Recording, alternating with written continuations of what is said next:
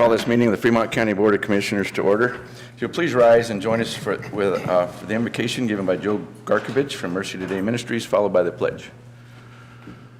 Morning, Joe. Let us pray. Almighty God, we thank you for another day in which to serve you. As this group gathers this morning to do this important work, we pray that you would guide them and direct them to make the best decisions for all the citizens of Fremont County. And we would also like to lift up the staff and the county employees this day and all the days in the future, that you would be with them, guide them, and protect them as they carry out all of their work and their duties. And it is in Christ's name we pray. Amen. Amen. I pledge Allegiance to the flag of the United States of America and to the republic for which it stands, one nation under God, indivisible, with liberty and justice for all. Thank you, Joe. Can I get a roll call, please? Commissioner McFall, Present. Commissioner Bell, Present. Commissioner Grantham, Here. County Attorney Jackson, Present. County Manager Bryant, Present. Planning and Zoning Director Simpleman. Present. Thank you. Move on to approval of the agenda. I'm unaware of any changes to the agenda. Mr. Chair, after many discussions this morning, I think the agenda is ready to roll the way that it is. I move to approve as presented. Second. It's been moved and seconded to approve the agenda. Any further discussion? Roll call, please. Commissioner Bell, Aye. Commissioner Grantham, Aye. Commissioner McFall. Aye. On to the consent agenda. We'll note that at this time we are not scheduling any public hearings. Mr. Chair, I move that we approve the consent agenda. Second. It's been moved and seconded to approve the consent agenda. Any further discussion? Roll call, please. Commissioner Grantham, Aye. Commissioner Bell, Aye. Commissioner McFall. Aye. Motion carried. Okay, we move on to staff and elected official reports. We'll start with the county manager's report. Ms. Sunny Bryant, good morning. Good morning. So just a couple of quick updates. We are almost at the end of the construction of the community center at Pathfinder Park. So if you haven't been out in that area, I encourage you to drive by. It's scheduled to be completed the end of this month. There's a few things that they're having a delay in actually receiving, and so that may impact the timeline, but we're really excited to take over that building and get it opened up to the public for future events. A reminder that the brick dedication ceremony is today. It's at War Memorial Park, which is the park located out by the airport. And it is scheduled at 3:30 today. So what that is anybody who is interested in having a brick engraved for a veteran that they know, or somebody that's currently serving, see the Veteran Service Officer down here in the administration building, and then you can get a brick engraved. And so he's been collecting those over the last little over a year, and so that engraving just occurred, and we're getting the dedication ceremony today. We currently have the remodel for the motor vehicle division out for bid. So for more information, go onto the website, which is www.fremontco.com. Some upcoming projects that we have we're looking to remodel some space at the 1901 East Main Street building, and then actually we're replacing some of the security gates out at the airport, and so those projects will be put on the website here shortly. So if you know of contractors that are interested in those, encourage them to go to the website for more details. And then last, we have the interim audit scheduled for the week of December 20th. So it seems like we just finished the audit because we did just finish the audit, but we do have the interim work starting the week of December 20th. And so we'll be preparing for that over the next few weeks and have him come in and get that done. So that's all I have. All right, thank you, Sunny. All right, we haven't had a public health update for quite a while, so we've asked Kayla Marler, our public health director, to give us an update. Good morning. Good morning. Sunny's probably pulling that up. Do we have a pointer? Yeah. Is that it? Do you want the slide advance or just the pointer? The pointer. Okay. I just pushed the. Don't ask me. Here, this one's working. So just the middle screen. Good morning. Morning. Good morning. We have provided a little bit of a slideshow and some updates of our current COVID cases within Fremont County. And am I able to control it with it? Okay, slide please. This data was pulled yesterday at 4:49, so this is our most current data. Right now, we currently have 9 hospitalizations, and I went ahead and added this little box here to show where those 9 individuals are hospitalized. What this means is that we have 9 Fremont County residents that are currently in the hospital with COVID-19. With that 9, we have 4 that are at St. Thomas More. So right now, we have 4 COVID individuals in our local hospital. In addition to that, we have 2 that are at Parkview. We have 1 at St. Anthony, 1 at St. Mary Corwin, for a total of 9. I like to add this because it gives a good breakdown of where each patient is. Many times when we look on the Fremont County COVID dashboard, it'll say 9 patients, and everybody thinks, you know, this is within our local hospital. So this breakdown gives us an idea of what our hospital is looking like here at St. Thomas More. Our 7-day breakdown is we have 367 positive cases within the last 7 days. Within the last 14 days is 644. We're starting to see an increase of positive cases within our 0 to 10-year-olds, 33, our 10 to 20, 55, 20 to 30, 43, 30 to 40, 51.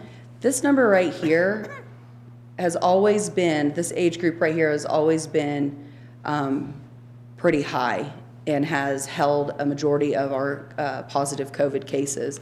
So to start seeing an increase in this 0 to 20 is where we start getting extremely concerned.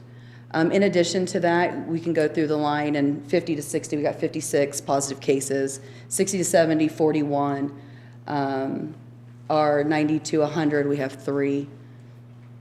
Within the breakdown, it'll also show the community. So we're seeing a high community spread within Canyon City with 261.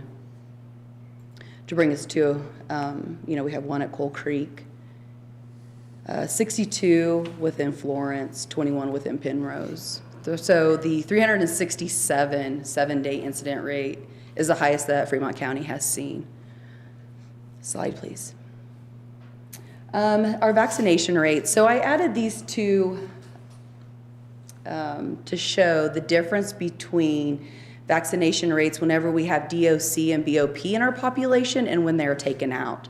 So these numbers right here are taken from the dashboard, the vaccine dashboard. Individuals that are 12 and above that are fully vaccinated are 48.4%. This does not include DOC or BOP.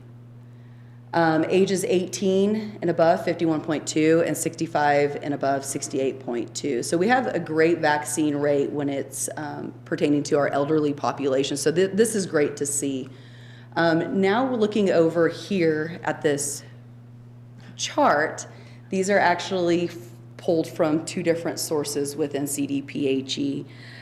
It'll show that off of this chart that is including DOC and BOP, that our vaccine rates would be at 43%. So this goes to show whenever a couple of months ago when we were working with the state to pull those numbers out to show them that, this is pulling our vaccine rates down in Fremont County, these 2 percentages gives you an idea of the big discrepancy. So it's safe to say that Fremont County is 48.4% vaccinated. This does not include the new rollout of the individuals that are 5 and above that can now be vaccinated. That population will eventually be put into that data, and we will have those numbers hopefully within the next month. We'll start seeing those numbers go up. Slide, please. We went ahead and provided this slide to give you a visual of what the school year is looking for Canyon City students. This here is only from September to May, which is your school year, and it gives you an idea of where we were at in September of last year when it comes to positive cases within our school-age students, and it also gives you an idea of where we are in 2021. Slide, please. This is the same slide, it's just barred out differently. This, to me, is easier to read and see. Extremely concerning is we're looking here in October. Last year in October, we had 23 confirmed positive cases within our largest school district. We have seen 173, so we're starting to see an increase. November, we don't have, of course, the full month of November in here. This would have been up until yesterday. So when we have a county commissioner meeting next month, what we'll do is we'll be able to update that full month of November. Slide, please. This will give us our hospitalizations for children that are age 5 and 18. We've been hearing, we hear a lot of commotion that our children, school-age children, are not being hospitalized. Last year we only had 2. We are already at 3. We had a school-age child in September that was hospitalized, and we've had 2 in the month of October. So we're already starting to see that increase of hospitalizations between individuals 5 and 18 years of age. Slide, please.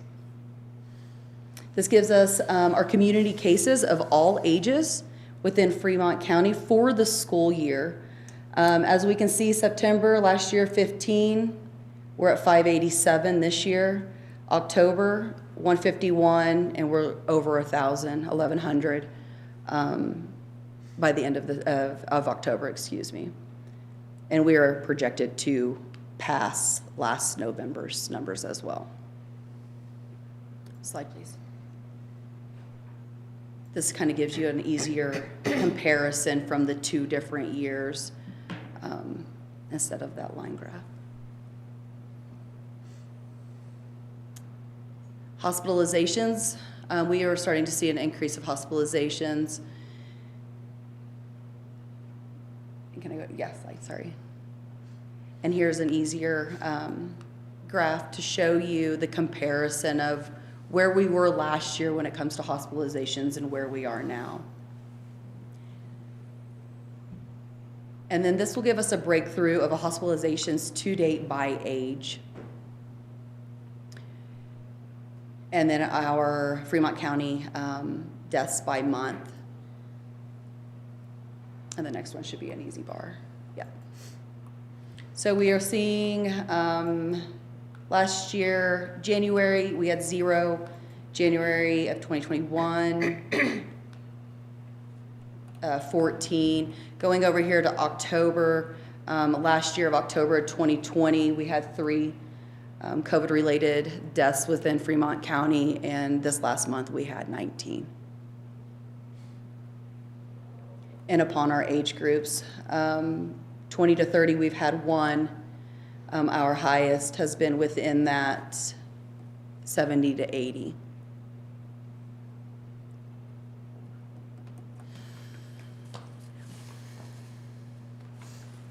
We do plan on putting this PowerPoint for easy access for the public. We're going to get this updated every week. We're able to do that now that we've been able to start pulling more data, and it's a lot easier for us to pull. It's something that we can definitely update on the weekly. A couple of things, we are starting to see an increase in testing within our Mako test site. On average, we're seeing about 151. Had a conversation with Mako yesterday. We're going to be looking at different options so that we can scale our testing capacity up to 300 to 500 a day. Several different things we're going to discuss on that. We've talked about relocating. We've talked about providing Sunday testing, opening up one more day and making it a 7-day site instead of just a 6-day site. We have increased our hours from 8 a.m. to 10 p.m. And we did start seeing that testing increase whenever that mandate came out of our individuals that are state and federal employees needing to either be vaccinated or go in and get tested weekly. So when that came through, that's when we immediately started seeing that increase. With that being said, when you have that kind of testing and that capacity, we are going to start seeing and catching confirmed positives because a lot of people are asymptomatic. So we are definitely discussing that, scaling testing capacity up. The Colorado Vaccine Mobile, we have them coming in to Fremont County 3 times a week.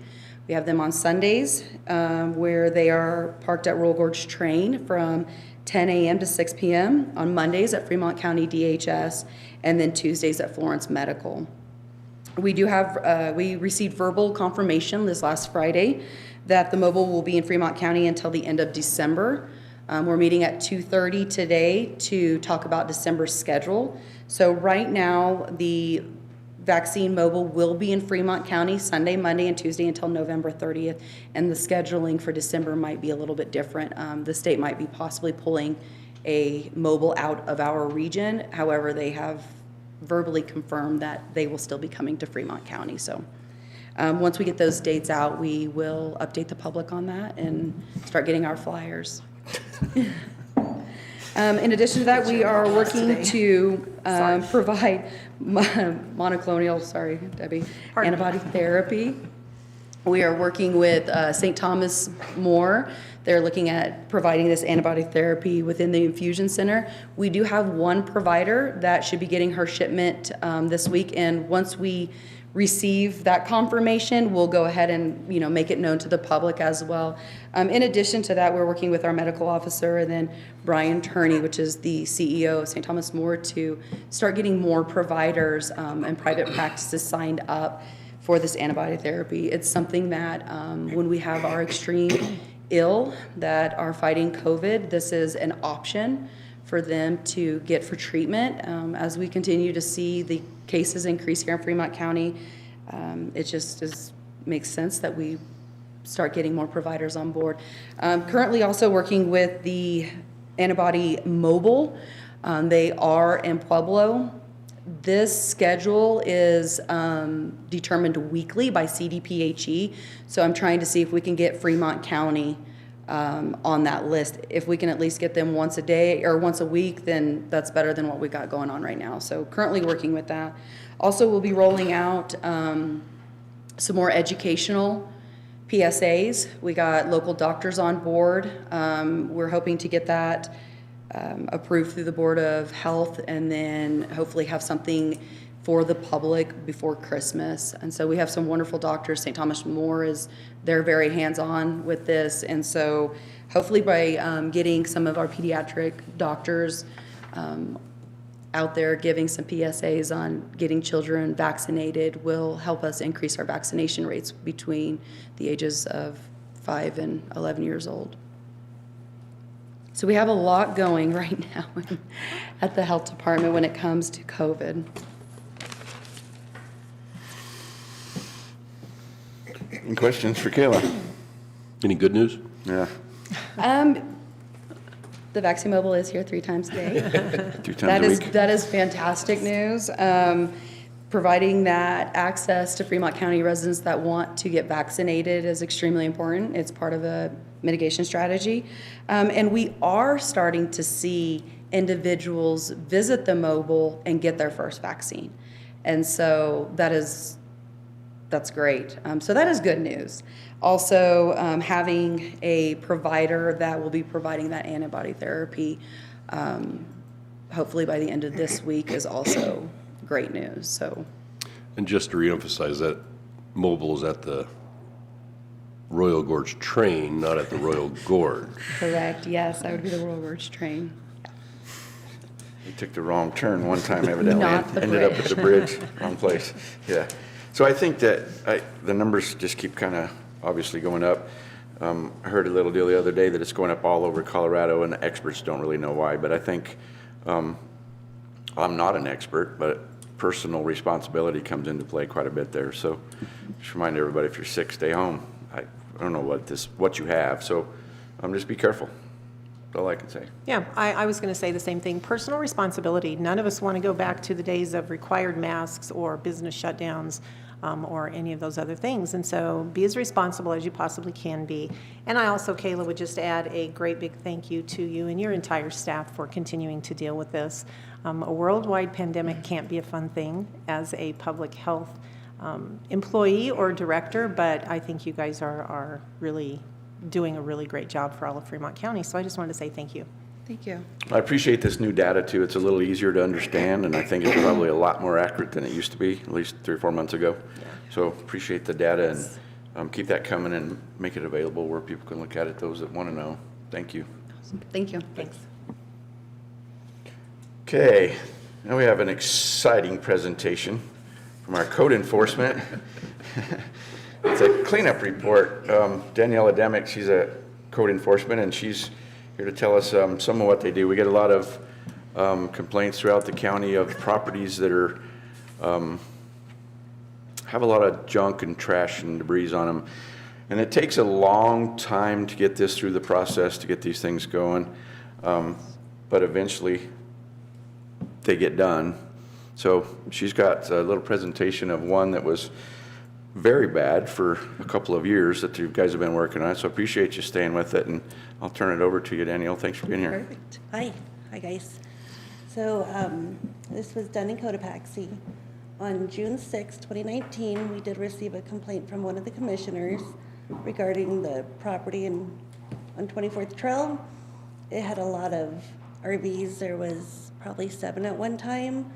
They had junk, household trash, manufactured homes that were falling apart, waste tires, and a lot of scrap metal vehicles there. And there, at that first inspection, there was only 1 person living on the property.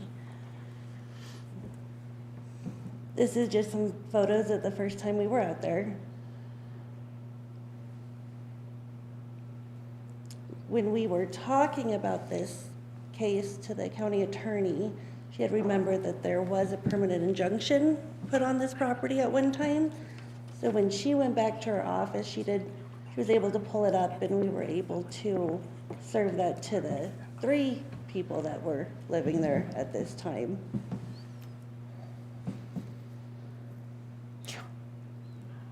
And that was just some more photos of it. It just continued to get worse. So altogether, we did 28 on-site inspections from June 13th to October 4th of 2021. We constantly talked with the owner and the tenants out there to try to get them to come into compliance. We helped them with asbestos testing. At first, they were going to try to help clean it up. So we did the testing and we pulled the demo permits. We have a program called the Helping Hands Dumpsters, where we can provide them dumpsters to fill as long as they're filling them.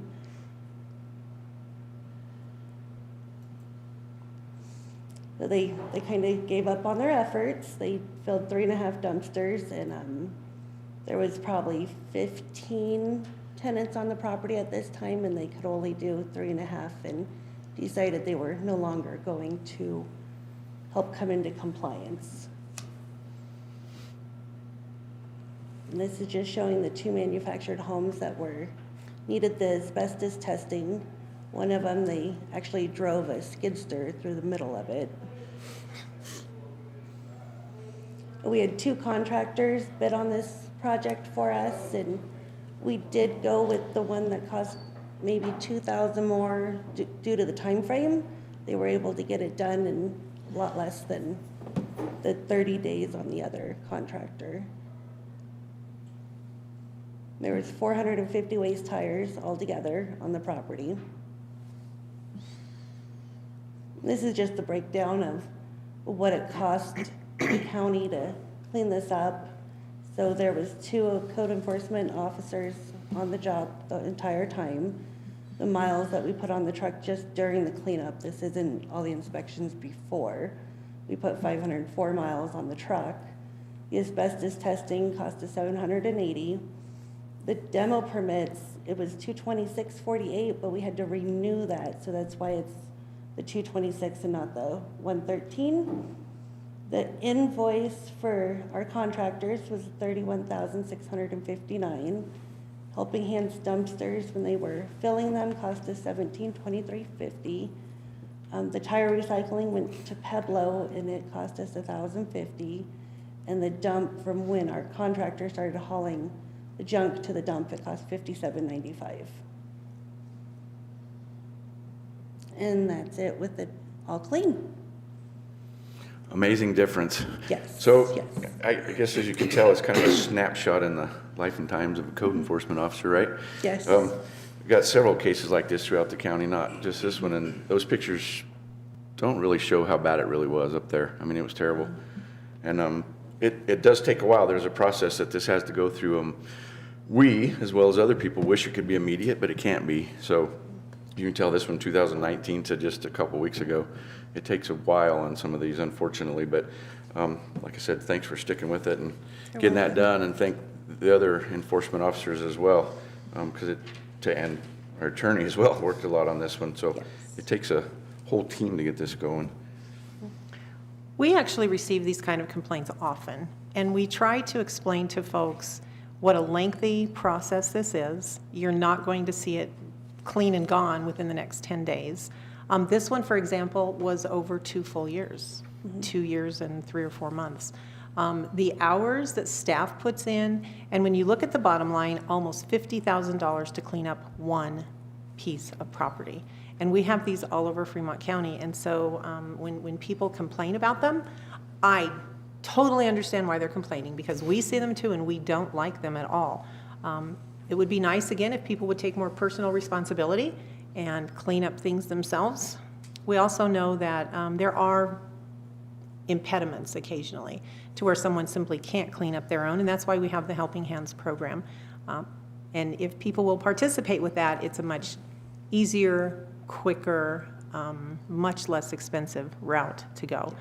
But we really, really appreciate you coming in today to just kind of detail the lifestyle of one of these cleanups, how long the process takes, what it actually costs the county, and why we don't accomplish these every other week. So thank you so much. You're welcome. Thank you, guys. You're And not to belabor the point, but I will belabor the point. The time frame, it's important to understand on this. We've got complaints that have gone active recently and working on stuff, but when we talk about a 2-year time frame from the first complaint to finished cleanup, it's still about due process, and it's about giving the property owner their ability to clean up, to make their case, and it has to go through a judicial process and in our administrative process, and the same thing that protects those folks from the heavy hand of government is the same thing that protects you and I from the heavy hand of government. And so it takes time. And so we ask for your patience. If you're one of those folks that has the neighbor that has the junk piles sitting up, the sooner we get it in and we can start working on those situations, the better, because it takes time and there's a reason for it. So we thank you guys for all your hard work. Thank you. Thanks. Thank you.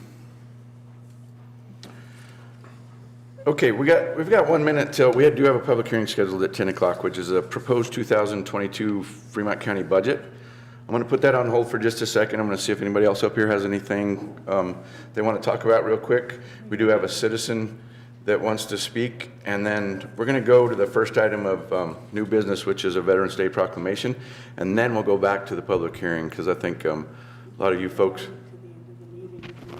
we'll see how that goes, yeah, okay.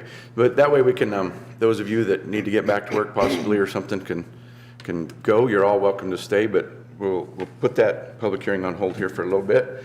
And we have a couple of members, DHS here this morning. Do you ladies want to talk a little bit about the adoption program? And okay.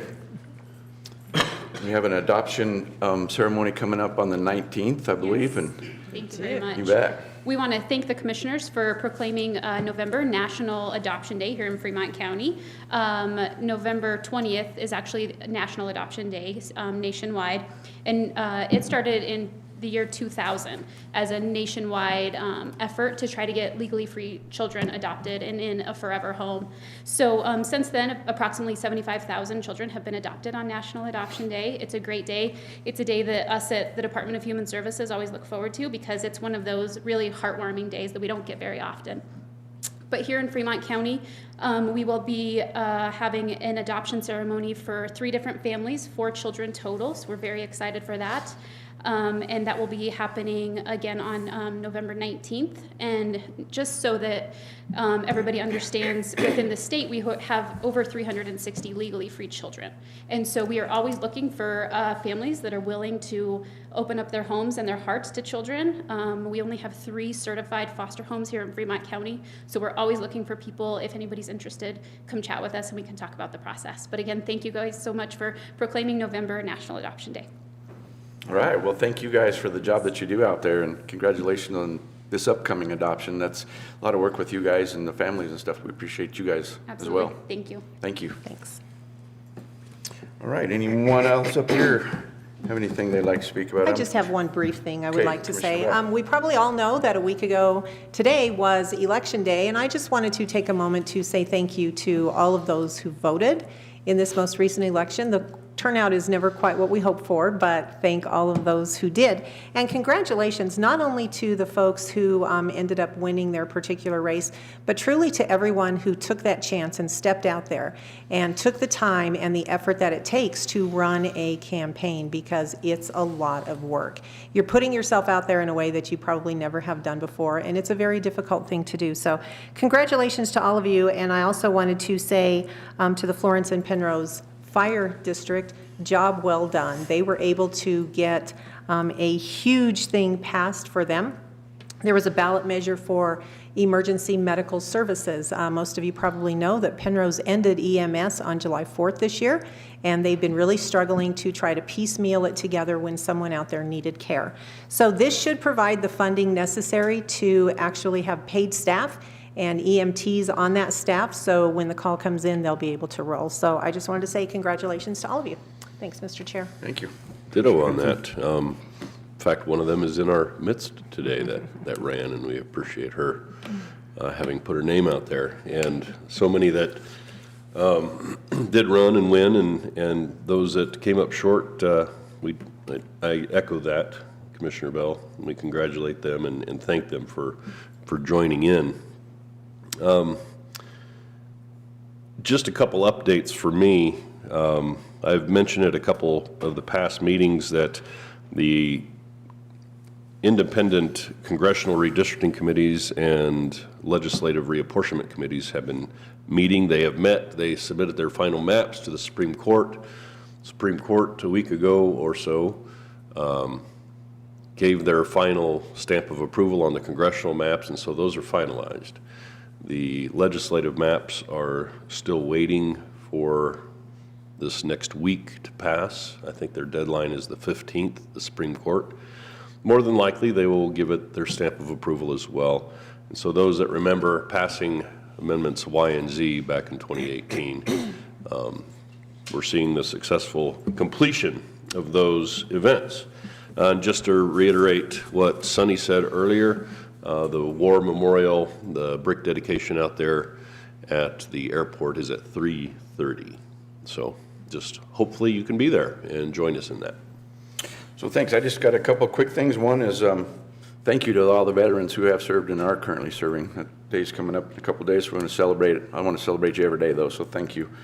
The other quick reminder is we are still under Stage 1 fire restrictions in unincorporated Fremont County. It's still really, really dry and been pretty windy, so be very careful and diligent if you're out there in the wilderness or anywhere, even in your backyard, I guess, with your fires and stuff, so be very safe. Anyone else? Okay, now we have a time for citizens who wish to address the commissioners for matters not scheduled today, and we do have one. Ms. Monica Burgess. Good morning. Push that button on the front of that, right in the middle. There we go. Now it's on. Thank you. you. I'm here to speak about Election Day. Election Day has always been very important to me personally. I come cast my vote in person. I have been out of Fremont County for 6 years, and I came back, and I thank God I am back here. But when I came to cast my vote, I noticed all these signs on these doors, and I'm not a spring chicken, so I couldn't park right in front of the building. But there's an optic about the closedness of this building. This is the people's asset. I would like to see some kind of remedy making it more open to the public. I mean, I walked in through that door there. I went to cast my vote. I stopped at the clerk's office. They explained I got to go across the street. No problem yet. I didn't have a problem with any of this till I tried to get back through that door to go be in compliance on my vehicle with my new plates, only to find out I can't get back through that door. I got to troop all the way around to the front of the building again to do that business. I think I'm sure that there's what you consider good reasons for it, but it took away from my Election Day experience. That probably sounds selfish, but hey, at my age, we've earned something, you know what I mean? Even if it's just a little bit of respect. So I'm not sure why these measures are in place,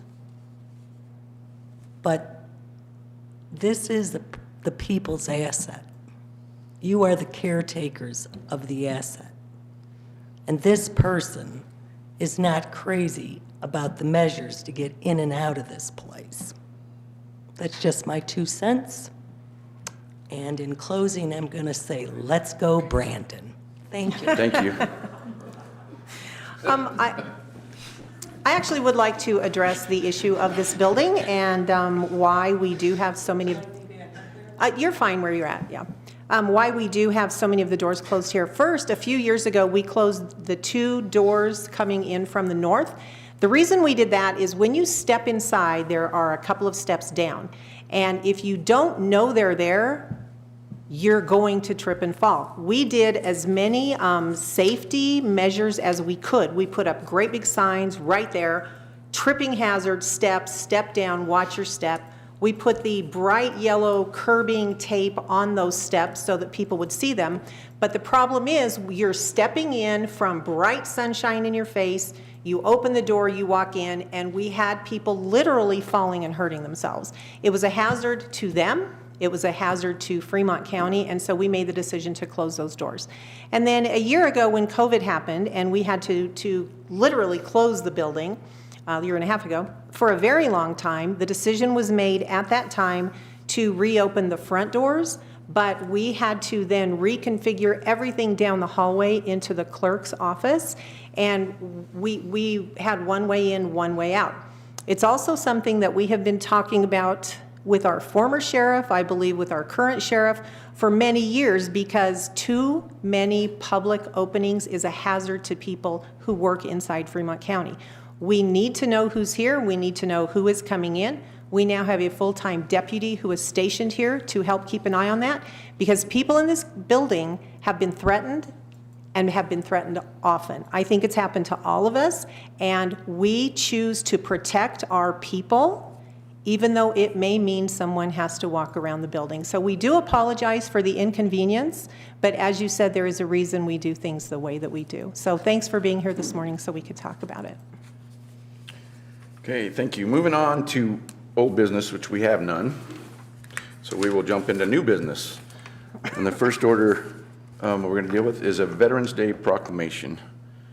And once again, we have some veterans here today. I appreciate you all being here, and thank you very much for your service. I'm going to ask Commissioner Grantham to jump in on this proclamation. Thank you, Mr. Chair. And at one point in this proclamation that I'm going to read, we will be naming off some of our current employees who have served our country in the armed forces. And I would invite them, when I read their name, to please stand and remain standing. Whereas the greatest acknowledgement of our freedom is to honor our armed forces veterans who have sacrificed and in many instances paid the ultimate price for our freedom. And whereas in 1919, President Wilson proclaimed November 11 as the first commemoration of Armistice Day, stating, "To us in America, the reflections of Armistice Day will be filled with solemn pride in the heroism of those who died in the country's service and with gratitude for the victory, both because of the thing from which it has freed us and because of the opportunity it has given America to show her sympathy with peace and justice in the councils of the nations." And whereas Fremont County citizens, along with millions of other Americans, can attest to the importance of veterans' sacrifices for and contributions to our freedom and security, and whereas Fremont County realizes many veterans who gave so much of themselves came home without any recognition and were denied educational and occupational opportunities, and whereas Fremont County recognizes and respects the more than 5,400 veterans who live here for their many contributions, and whereas both men and women of our armed forces continue to be an inspiration to all of us through their demonstration of courage, leadership, and commitment in service to our community and country, and whereas we in Fremont County always will remember and pay respect to our military community, both active and inactive, for their contribution, dedication, and commitment to the cause of our freedom. And whereas Fremont County would like to specifically recognize the veterans who currently serve as Fremont County employees: Lee Cook, U.S. Army Specialist 5, Paul Garrett, U.S. Army Specialist, Joe Hinson, Staff Sergeant, U.S. Air Force, Troy Haas, U.S. Army Sergeant First Class, Alejandro Jimenez, Specialist, U.S. Army, John Keller, Staff Sergeant, U.S. Army, Erica Mallett, U.S. Army Sergeant, Darren Meek, U.S. Air Force Staff Sergeant, Alasdair Nolan, U.S. Navy Petty Officer Second Class, Martin Peak, Sergeant, U.S. Marine Corps, Mark Perez Sr., Specialist, U.S. Army, Tasha Perez, U.S. Army Private First Class, Jordan Peters, Staff Sergeant, U.S. Army Reserve, Joshua Peterson, Sergeant, U.S. Army, Alexander Porter, Corporal, U.S. Marine Corps, Bienvenido Soto, Benny, Staff, U.S. Navy Petty Officer First Class, Dale Thresher, Staff Sergeant, U.S. Army, Jimmy Zalesniker, E5 U.S. Navy Petty Officer Second Class. Now therefore, let it be proclaimed by the County Commissioners of Fremont County, Colorado, that in observance of Veterans Day on Thursday, November 11, 2021, Fremont County proudly joins the rest of our nation to salute and give honor and recognition to the men and women who served us in our armed forces. And I would move this proclamation, and before you give the second, I would ask that we give these folks a hand. Absolutely.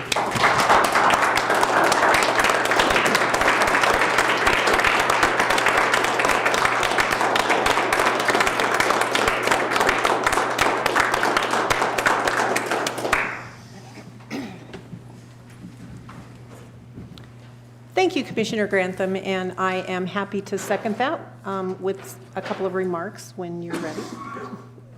It has been moved and seconded to approve the Veterans Day Proclamation. Now we'll take more discussion. Yes, thank you, Mr. Chair. Just from the bottom of my heart, I know and I understand what it's like to be a member of the military, not through personal experience, but because my father served in the Korean War. Robert Wands from Penrose, he was in the Army, and my son, Robert Gribben, served as a United States Marine with Operation Enduring Freedom. And so I've had the opportunity to see it from a different side. I know what it's like being the mother of one of our armed forces, and it's hard. It's a hard life, but it's so much harder for all of you. And so I know that our country would not be what it is without each and every one of you, and truly from the bottom of my heart, I just wanted to say thank you. And just a couple other remarks for me. Similarly, my family and those that have served that were within my family. My grandfathers in particular, grandfather served in World War I, and my other grandfather served in World War II. And I showed this to Marty a little bit earlier. I've got my grandfather's VFW pin for during his and after his service in World War II in the Pacific Theater.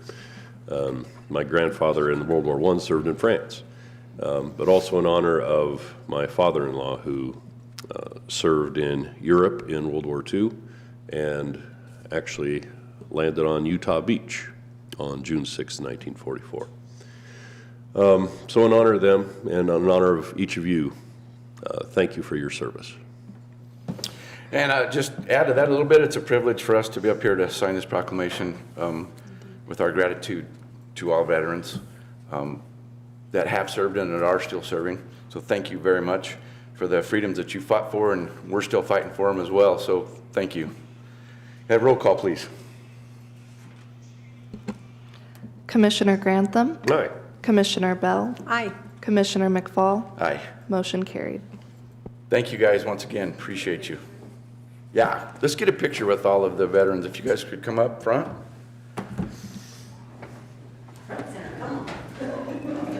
Yeah, let's go down there with them. Or get out of the way, one of the two.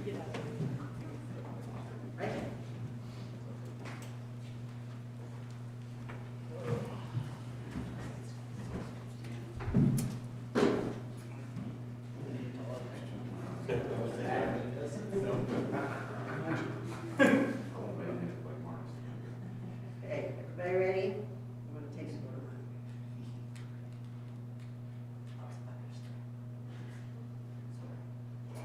For real this time. Don't stop yet. One more. Thank you. Tammy, will you get one of just them? Absolutely. 1, 2, 3. One more, just in case somebody close their eyes. Thank you.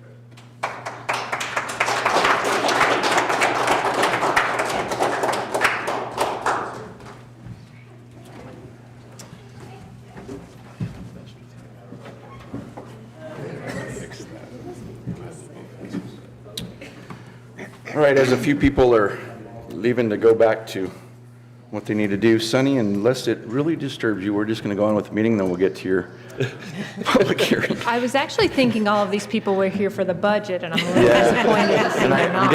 I'm guessing no, so we'll carry on and then we'll get to that budget hearing, but we will have that for those of you that are interested in that. Stick around, it'll be exciting. Thanks, guys.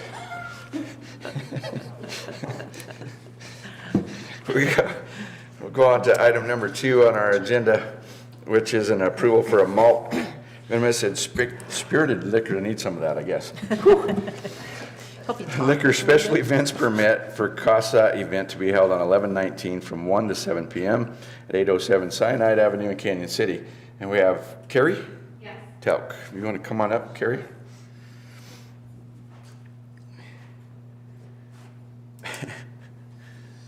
Did you happen to bring any of that? I'm obviously having trouble here. So I guess just to start with, tell us a little bit about what you've got planned here. Okay, so with CASA, I'm not sure if everybody knows what it is. We're court-appointed special advocates appointed by the judge. We're separate from the department. We're separate from the parents, the attorneys, and we're just our own opinion. Our focus is the child. Unfortunately, last year, part of it was probably COVID and stuff like that without eyes on kids, but there were 99 children in Fremont County who needed a CASA who did not get one. That's a lot for us, a lot. And we served 69 of those, of children that did need it. So our numbers were close to 200. We found out that part of that problem is because a lot of people don't know who we are. We're not out there as much as we want to be. One of our great supporters, the Sweet Life, wanted to partner with us and Arcanum Spa and include us in their annual party that gets a lot of people out there. It's kind of like this day that they shop and there's raffles, and Arcanum has this great, they're a spa and they have this great line of beverages, adult beverages that they like to serve, and we want to do a tasting. So they've kind of included us so maybe we can get some volunteers and get our name out there, and so we can recruit some people and help more kids, which is our ultimate goal. Okay, so this will be, it's what does it say, a Christmas party or something, but it's basically open to the public, or is Yes. this invitation only? Yes, no, it is open to the public. It's mostly the clients of Arcanum Spa and the Sweet Life, which they have a big client base at the Sweet Life that come out. But it's been put on our Facebook page, and we have flyers passed out to our people. If you know somebody who wants to learn a little more and come out to a great holiday party, you know, there's they sell a lot of stuff, and like I said, there's raffles that they do, and we're going to be there passing out information. And they're also hosting a winter hat and glove drive for our CASA kids that we have right now. Around Christmas, we have some great businesses in Fremont County that hold different drives for us: books, pajamas, socks, just some of those necessities that a lot of our kiddos have to leave at home when they get taken out of their homes. So we want to make sure they have all their necessities. And the Sweet Life and Arcanum Spa are also doing a drive for us. So we also are hoping to get volunteers, but also some stuff for our CASA kids for Christmas. Any questions for her at this time? I do have a couple of questions for you. Okay. First, I would like to ask how you're going to control age limits and ensure that no one under the age of 21 is going to be drinking. There will definitely be IDs checked before any beverages are served. It's not a free-for-all help yourself. It is like a tasting where they're explaining their products, and there will be checks in place, of course, before any alcohol is permitted to anybody. Okay, and what is the training process? Do you know, for those who will be checking IDs and serving? Arcanum Spa does this at their spa. Okay. So they have had all of their training for that, and it is the owner of Arcanum Spa that will be doing that. Okay, thank you. You're welcome. And is that controlled by single entry point into the building? Yes, there is only one. Okay. Talia, do you have a staff report, please?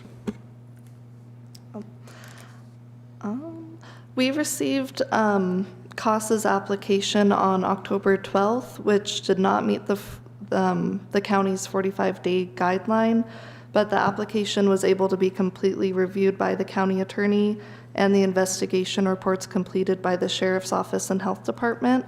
They have also submitted proof of posting, which was posted at least 10 days before this hearing. If this is approved today, the applicant will also meet the state's 10-day notification period for special event permits, as the event is on November 19th. Thank you. All right, any further comments or questions, commissioners? No, I have nothing, especially pointing to the staff report that says both our public health department and environment says they have no problems with this, as well as our sheriff's office. Those are always really big indicators for us. So with that, Mr. Chair, I move to approve the malt, Venice, and spirituous liquor special event permit for CASA to be held on 11/19 of 21 from 1 to 7 p.m. at 807 Cyanide Avenue in Canyon City. Second. It has been moved and seconded for, man, should I try to read that again? Approval of the malt spirituous liquor events, special events for CASA event to be held on 11/19 from 1 to 7 at 807 Cyanide Avenue in Canyon City. Any further discussion? Nope. I just want to say real quick, I appreciate what CASA does. I mean, it's a great organization, and I didn't know there were 99 that were underserved last year. That's pretty high, like you say. So I appreciate you guys trying to reach out for other volunteers and other donations and anything else that you can get to help these kids out, because it's pretty important. So thank you. Roll call, please. Commissioner Bell? Aye. Commissioner Grantham? Aye. Commissioner McFall? All right. Thank you. Motion carried. Carrie, good luck. Thank you. Hope it goes well for you. Okay, the next item, number 3 is a recording access. It's a government to government. Clerk Grantham couldn't be here today, so I'm going to ask County Manager Sonny Bryant to speak on this contract for just a second. Yes, so Clerk Grantham had approached us a few months ago requesting that we consider looking into a software. It's with our current software, Tyler Technologies, through the clerk's office, that would allow other governmental entities such as the Sanitation District, the City of Canyon City, the City of Florence, to actually submit items to the recording department through this system without them having to make in-person appearances or get that information over to us over the counter. So this is all electronic. It allows them to actually get this information uploaded. And so the current software that we have has that capability, but it is an additional license that needs to be purchased.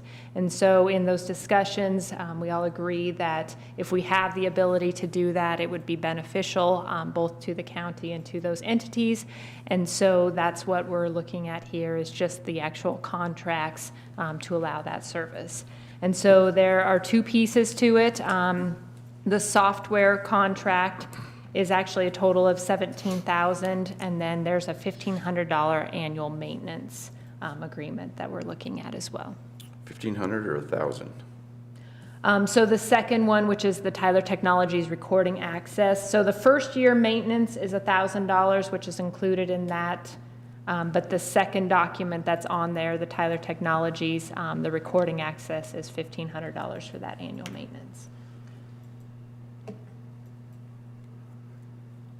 Okay, and I know Clerk Grantham was pretty excited about this because it's going to help his office as well as those that use this. So when this goes live, we'll have him do another report on it so that he can really explain it and tell people how they can utilize it and stuff. Commissioners? Good. I'm good. Okay. Entertain a motion. What are we moving to approve the recording access and government to government? The contract, yeah. The contract. Signing of the contract. Yes, and the signing of the contract, approving our signatures or Yeah. signature. Two separate contracts, but yes. Yes. Yep. Then that's what I move.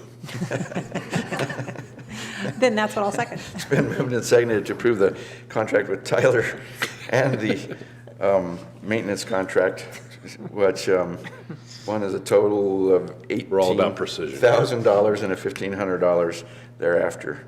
Any further discussion? Roll call, please. Commissioner Grantham? Aye. Commissioner Bell? Aye. Commissioner McFall? Aye. Motion carried. Thank you. Item number 4 is a resolution for support of the Pike National Historic Trail. Jim Nelson's here with us this morning. Good morning, Jim. Good morning. Yes. Yes, sir. There you go. Okay. Tell us about this. The signs, that's really nice, and thank you. Efforts are currently underway to designate the Pike National Historic Trail as part of the National Historic Trail System to recognize Zebulon Pike's exploration of the southern portion of the Louisiana Purchase. The National Park Service is finishing a congressionally mandated feasibility study right now as a prelude to that designation. We don't have time to go into the mystery and intrigue regarding General James Wilkinson's appointment of Lieutenant Pike to conduct a military reconnaissance of the area. General Wilkinson was the governor of Louisiana at the time and Pike's superior officer. He was also suspected of being a Spanish agent and may have been involved in schemes that affected the national interest. Among other objectives, Pike was assigned to explore the headwaters of the Arkansas River and locate the source of the Red River. He arrived here, in this very near here, on December 5th, 1806, and camped near the mouth of the Royal Gorge, probably near what's now the CDOT maintenance building. There had been a major snowstorm, and the river would have been very low. He was seeking the Spanish trace. A group of Spanish soldiers had been in the area looking for him previous to his actually coming here. So he was seeking their path and scouting out the direction of his travel. And while he was here, he was also stocking up on turkey, deer, and buffalo meat, which was fairly abundant in the area. The group was here for about 5 days. They left on December 10th, traveling up 4 Mile Creek and over into South Park. They went across South Park. We have a kind of a map up here. Went across South Park and crossed the Mosquito Range at Trout Creek Pass near BV, where he thought he had found the Red River. That was kind of an obsession. He was really looking for it, and so everything was the Red River. The expedition spent Christmas near Salida, then continued on downriver. It was arduous going through Bighorn Sheep Canyon. They actually encountered a bighorn sheep and killed it and skinned it. There was low flow in the dead of winter. That was before trans-basin transfers, so there was just no water in the river. Rocks and ice, and the horses were seriously injured or killed navigating the riverbed. When he climbed out of the gorge on January 5th, 1807, he realized that they were back where they started on December 10th.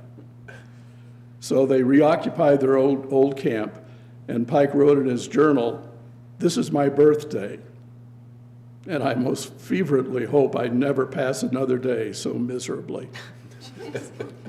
They built a blockhouse for shelter and storage of their baggage, and left what remained of their horses, a couple of men who couldn't travel, and marched up Great Creek with 45-pound packs and across the Wet Mountain Valley into the San Luis Valley at Madino Pass, near the sand dunes.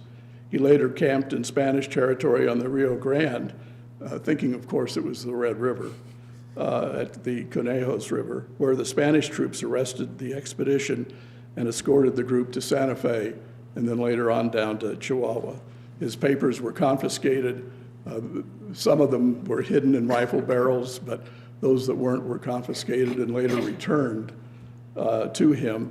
And you could see where he had scratched out the Red River and written in Arkansas River when he realized the horrible mistake that they had made. So in designating the historic trail, here is the resolution of support. Whereas the establishment of the Pike National Historic Trail will promote investigation to embellish historical, geographical, and the unique cultural heritage of Fremont County. And whereas the Pike expedition was in and explored Fremont County from December 1 to 11th, December 26 to 31, 1806, and January 1 through 16, 1807. And whereas educational opportunities would be beneficial to the children and adults residing in Fremont County, as well as visitors to our beautiful landscape. And whereas the providing of educational material for educators, tourists, and parents would further embellish the historical significance of the Pike expedition and knowledge of General Zebulon Montgomery Pike himself.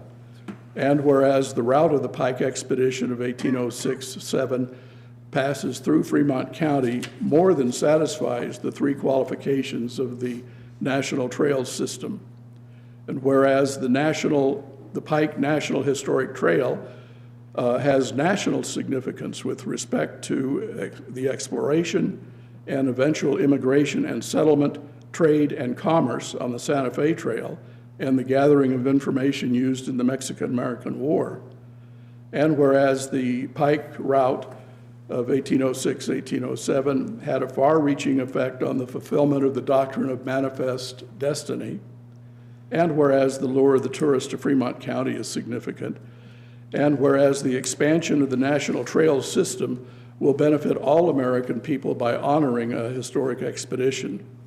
Now, therefore, be it resolved that the Fremont County Board of County Commissioners of Fremont County, Colorado, supports the legislation necessary to designate the Pike National Historic Trail as a National Historic Trail, including resolutions, final designation, and other appropriate measures.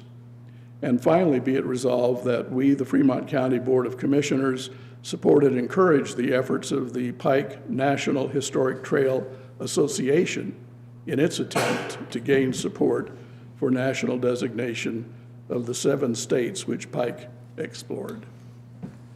So that is the resolution. Thank you, Jim. That was an interesting story before that, too. It's pretty exciting what those guys did. Yeah, well, the Canyon City camp was a very significant one for Pike, and I think it'll be once this trail is designated, a significant place to observe what happened. I often think as I'm driving west on Highway 50 up that canyon and how that was back then when that road wasn't there and you had to navigate the bottom of the river or whatever. It's easy to get from here to Slida now, but Yeah. then it was not quite so easy. Yeah. And then in the winter, it makes it even worse. Commissioners, this will be resolution number 42, and I would entertain a motion. Sure, Mr. Chair. I move to approve Resolution Number 42 to support the Pike National Historic Trail. And with that, Jim, I just would like to say thank you for your always high level of enthusiasm for all things historic. You bring a lot of information forward to us, and I appreciate that. Fremont County is quite a significant place. Thank you. And I will second that, and thank you for your presentation this morning, Jim. It's remarkable when you start thinking about when this took place. And this is what, 4 decades prior to Fremont coming through. And how it may not have looked much different when Fremont came through, but just how long ago this was. This is relatively close to the founding of our nation when Pike came out here and did this. But thank you for this. I've been working with Mr. Hisgen down there for several years on similar projects in relation to the Pike National Historic Trail, and I had to dig up some old stuff out of the the files from when I served up in Denver.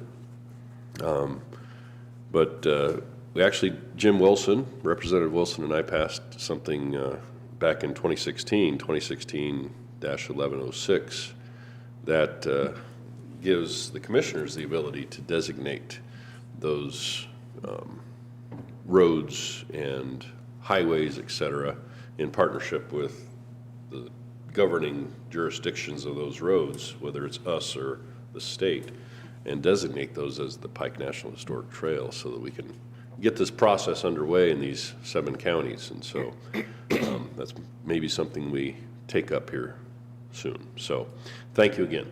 Sure. Can I get a second? I think I seconded it, but I'll second. All right.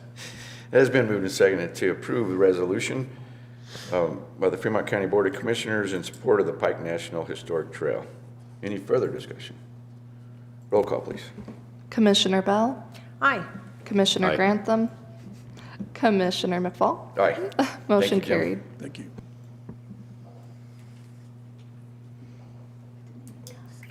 Okay, item number 5 is a resolution imposing a moratorium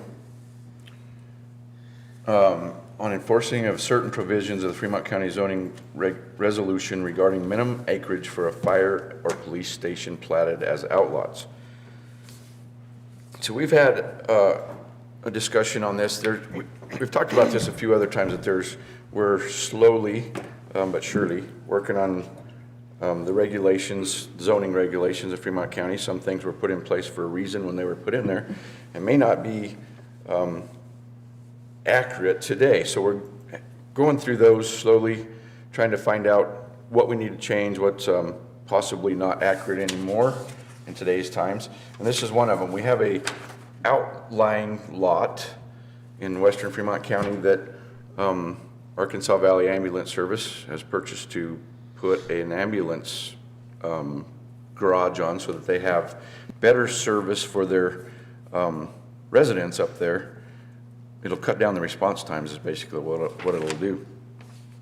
So the way the zoning regulations are written right now, these lots have to be 4.5 acres. This particular lot is 1.3 acres, and I think there's something that we don't want to be in the way of emergency response, I think. So after a little talk, we have a resolution, which if this passes will be resolution number 43, and it is to put a moratorium on the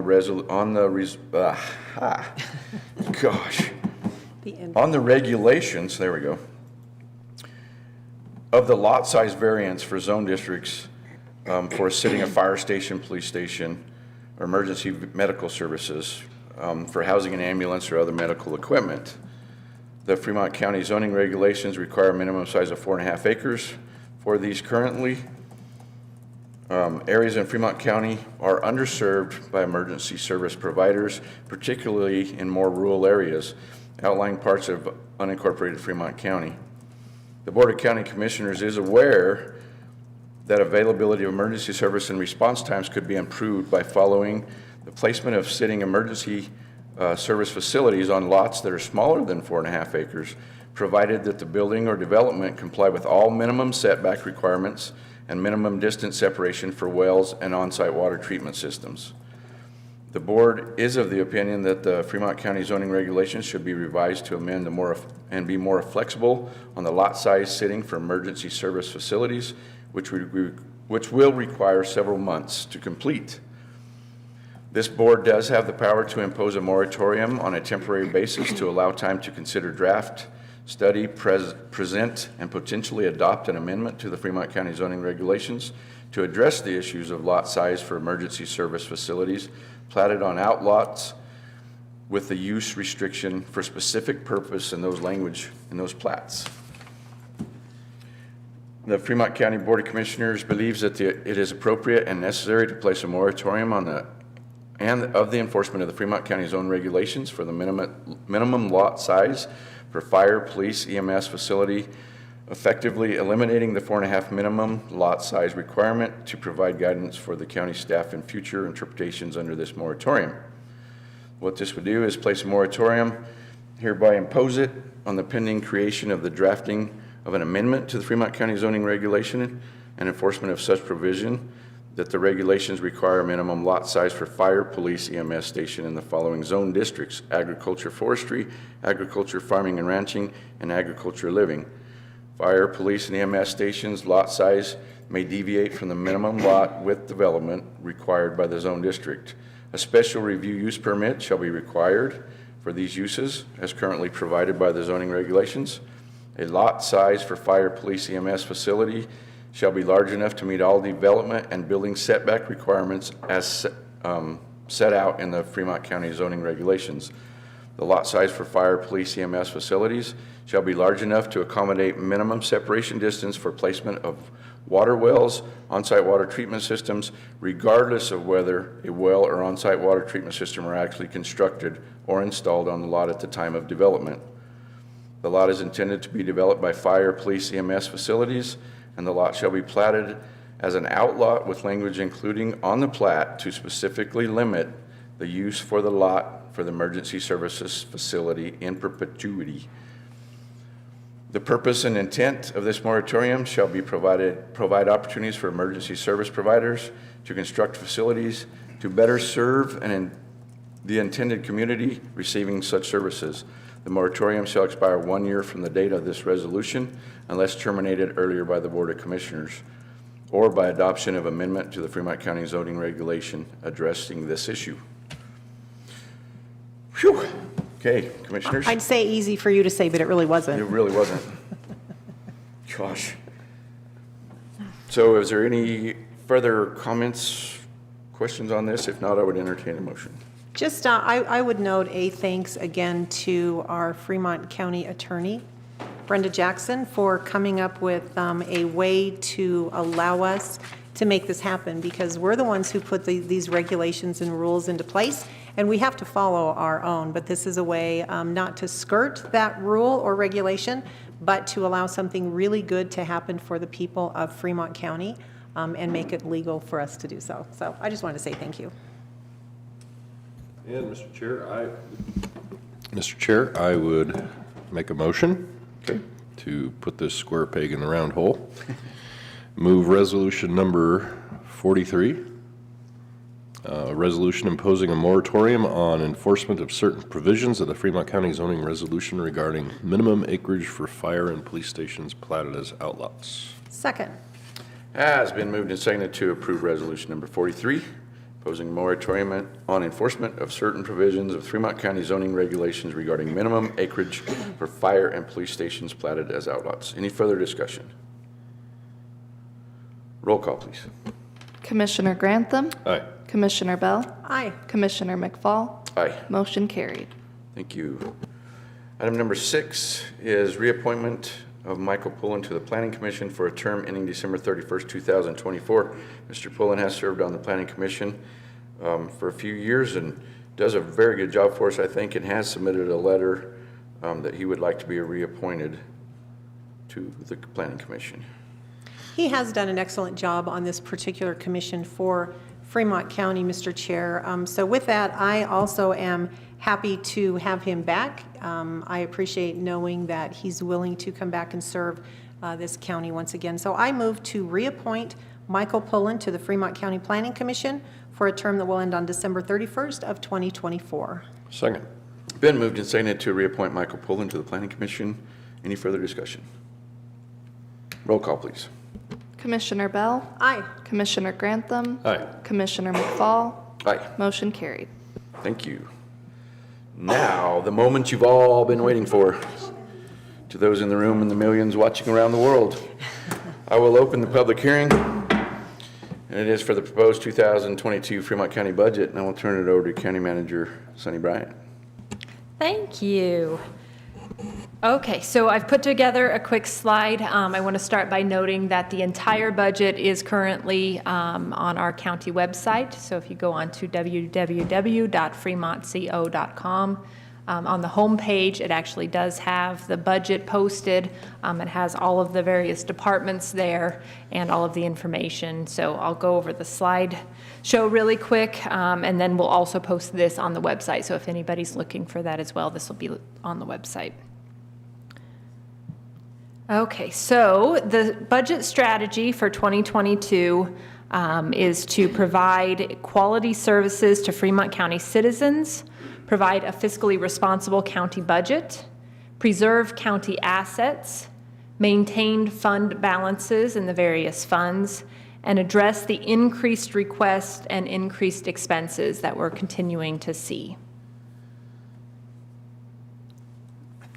So the overview of the revenues for 2022 include that we are actually projecting an increase of 16% in assessed valuation from the 2020 assessments.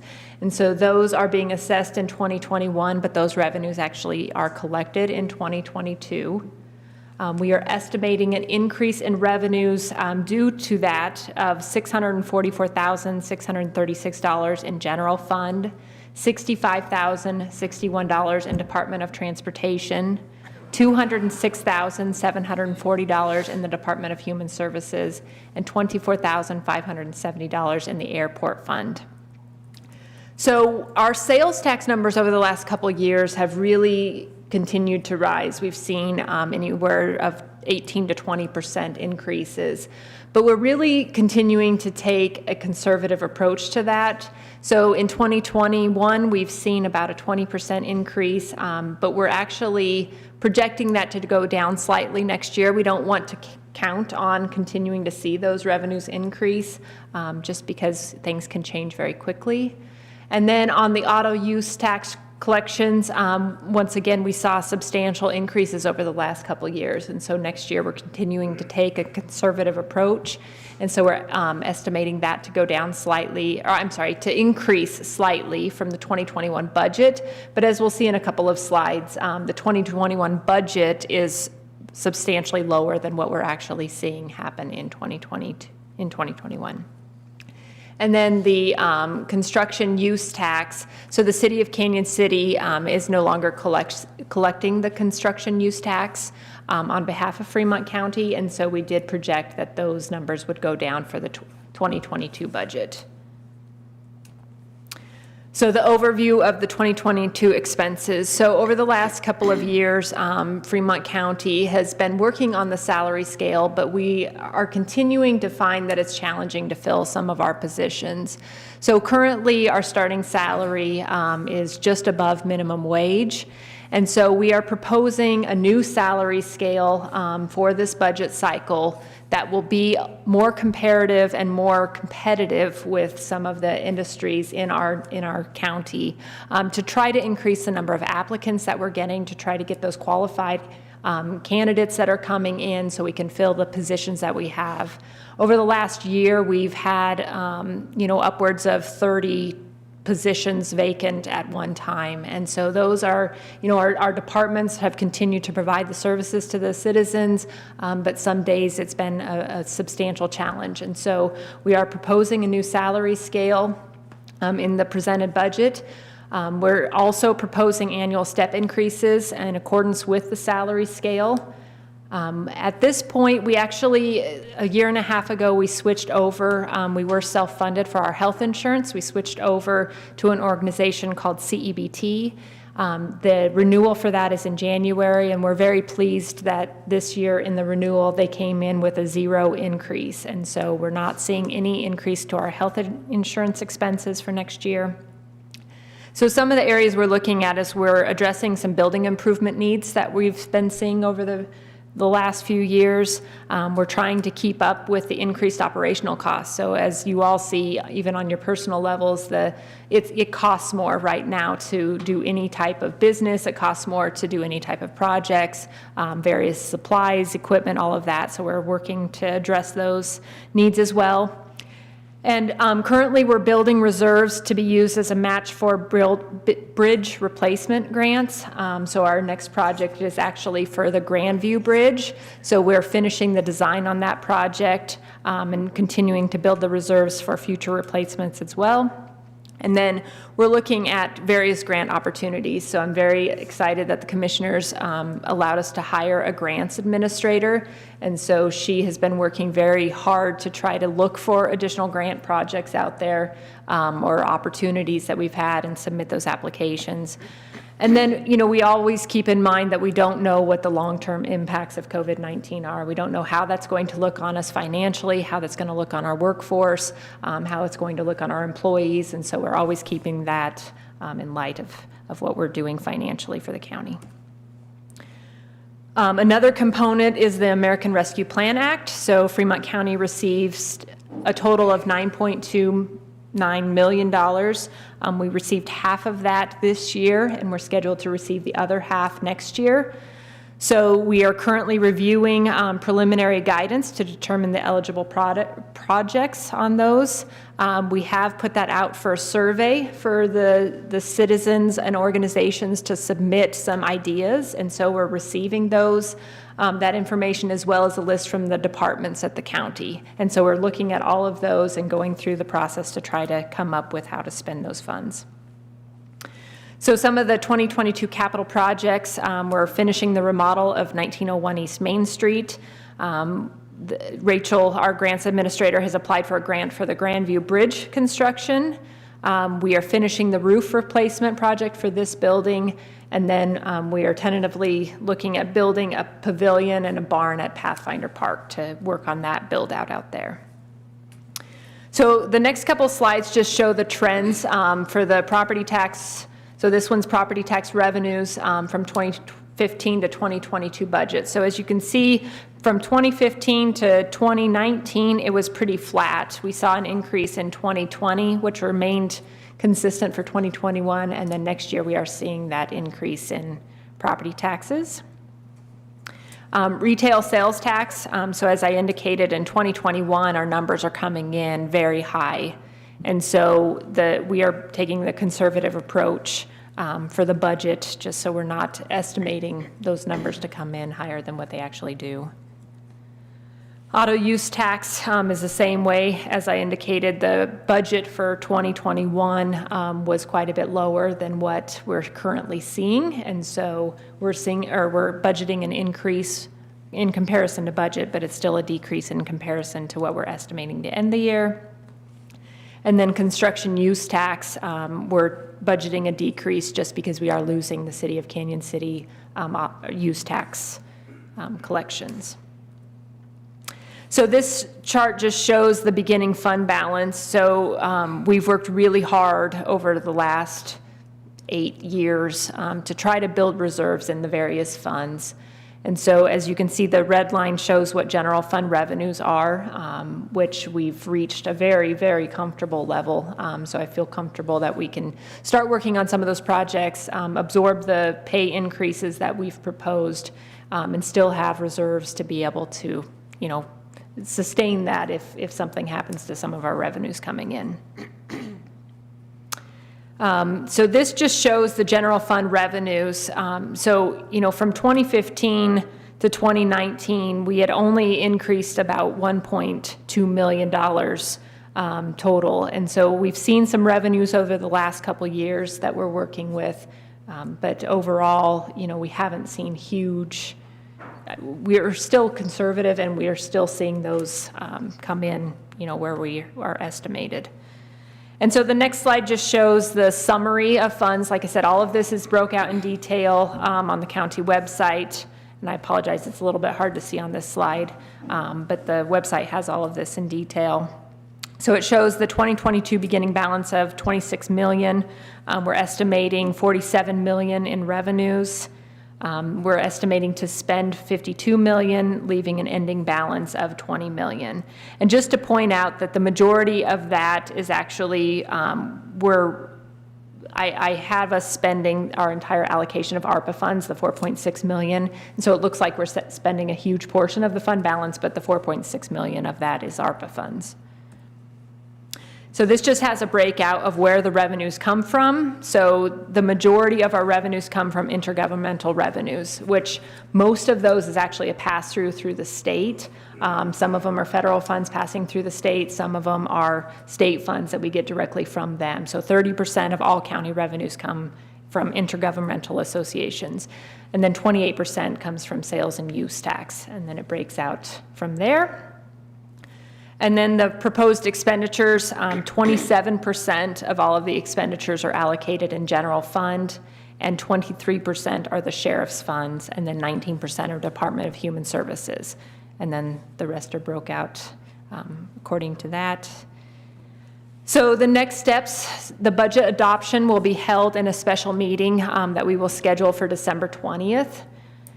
The 2022 draft budget, as I indicated, is on the county website, and a paper copy is available for review in the administration office here at 615 Macon Avenue in room 106. So that is all I have. Are there any questions? That's it? I saved the other 100 slides for after the meeting if anybody's interested. And I had the crowd primed for a long display. So there is no action that we're going to take on this today, but we'll open it up for questions if anyone has any right now, and it is a public hearing. So if there's anyone in the audience that would like to come up and speak on this, now is also the time. So Sonny, just to reiterate on the, you talked about the ARPA funds. They're included in that beginning balance on the 2022. Correct. And then the estimated ending balance going from the 26 million down to the about 21 million. And so the the actual spend down on the from beginning to end balance without the ARPA funds is about 400,000, give or take. So if you, on this one, you're looking at about, just under 5.2 million. So when you take out the 4.6, yes. So around yes. 500,000 or 600,000. Yes. Okay. Yes, ma'am. If you want to come up to the microphone, and if you'll turn it on there with the button right in front, and then state your name, and then ask your My question. name is Grace Ann Pittner. I'm just curious, we just had the election where there was the issues passed in the state in terms of property taxes and things like that. So are your projections consistent with what was passed? Was that taken into account, or how was that done? And at this time, we have not made any of those changes pursuant to the election. Over the next month or so, once we start getting information, we will make those updates, and it will be in the final adopted budget, assuming that that's available. But if not, then we will do a budget amendment next year once we get that information. Okay, thank you. Good question, because this is a process that, I don't know, we started here at least back in August. January, yeah. Starts right after they finish this one. Yes. We approve this one in December, and they start on the next one. Well, the one who does all the work. Yeah. It started back in January. But yeah, even then with, like with Tabor concerns, we have to balance the budget on the front end and on the back end. And we have to do that at the state, have to do that here, and local governments all have to do it, so. We can't just print money like the federal government. We tried that. It doesn't Borrow work. it from Yeah. China or somewhere. We've got a balance. We wouldn't if we could. I have no questions, Mr. Chair, just a quick comment of thanks again to Sunny, who not only is our county manager, but also serves as our county finance officer, and to your entire team. This is a very heavy load every year, and it does fall on your shoulders, and you all do a wonderful job of working on this and preparing. I think you know by now what we're looking for, how conservative we like to be, and you budget accordingly to present to us, and then we, make a few changes and ultimately get it to the point where, as you said, on December 20th, we will have a special meeting to adopt. But I just wanted to recognize all of the hard work and intensive labor that goes into this, so thank you for that. Thank you. And along those lines, working with the department heads and elected officials, I appreciate everybody that are in those positions because they know what it takes to run their offices. They've all operated very frugally over the last few years, and so they make it a lot easier than what it could look like. Okay, I'm going to close the public hearing. And as I said, we're no action on that at this time because we will have that special meeting December 20th for the adoption of the budget. And with that,